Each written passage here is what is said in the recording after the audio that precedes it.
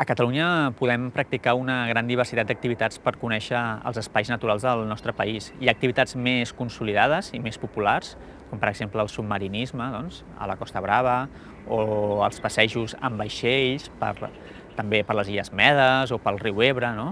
les excursions en caiac. També activitats populars són el senderisme, el cicloturisme, el turisme eqüestre per les zones d'interès natural, però a poc s'estan consolidant altres activitats, com per exemple l'observació d'aus, l'anomenat turisme ornitològic, l'observació de mamífers, com per exemple els cérvols o les cabres, i hi ha activitats menys populars o que practiquen menys gent, però que també són importants, com podrien ser el busseig en estanys d'alta muntanya, per exemple el turisme de papallones, o activitats que demanen una implicació més directa de l'ecoturista, com per exemple les estades de voluntariat en espais naturals protegits, o aquells turistes que col·laboren amb la ciència participant en programes de recerca.